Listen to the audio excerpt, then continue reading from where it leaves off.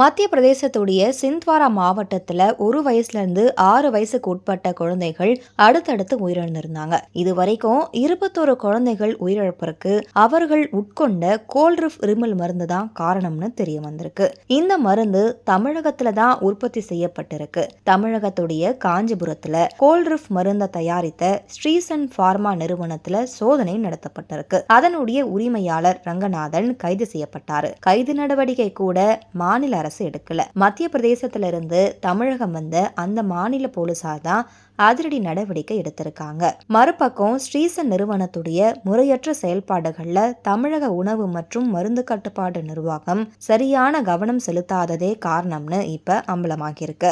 அது மட்டும் இல்லாம மருந்து நிறுவனத்துக்கு TNFDAன்னு சொல்லக்கூடிய தமிழக உணவு மற்றும் மருந்து கட்டுப்பாடு நிர்வாகம் 2011ல உரிமம் வழங்கியிருக்கு. இந்த நிறுவனத்தின் மீது மாநில அரசு நடவடிக்கை எடுக்காதது குறித்து அடுக்கடுக்கான கேள்விகள் எழுந்திருக்கு.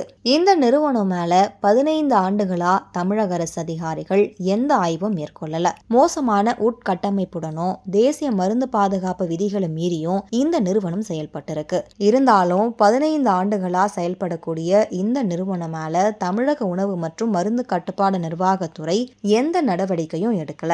நிறுவனங்களுடைய தயாரிப்புகள் மத்திய மருந்து கட்டுப்பாடு அமைப்புடைய சுகம் இணையதளத்தின் வாயிலா புதுப்பிக்கப்படணும். இந்த நிறுவனம் தங்களுடைய தயாரிப்புகளை புதுப்பிக்கவே இல்லை. குழந்தைகள் இறப்பு தொடர்பா எந்த நடவடிக்கையும் எடுக்கப்படாததை தொடர்ந்து கடந்த 8ஆம் தேதி தமிழகம் வந்த மத்திய பிரதேச போலீசார் இருமல் மருந்து நிறுவன உரிமையாளரை கைது செஞ்சிருக்காங்க. இந்த விவகாரம் தொடர்பா மக்கள் மத்தியில பல்வேறு கேள்விகள் எழுந்திருக்கு. 21 குழந்தைகள் இருமல் மருந்து குடிச்சு உயிரிழக்க காரணமான ஸ்ரீசன் மருந்து நிறுவனத்தின் மீது இதுவரைக்கும் எத்தனை நடவடிக்கைகள் எடுக்கப்பட்டிருக்கு?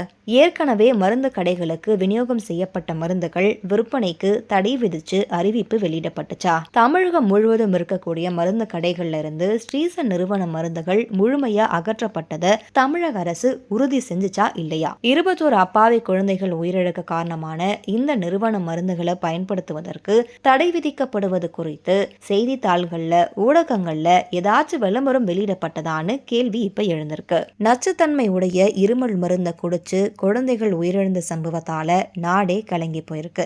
இந்த பிரச்சனையுடைய அவசரமான அவசியத்தை கருத்துல வச்சு உரிய நடவடிக்கைகளை தமிழக அரசு எடுத்தே ஆகணும்.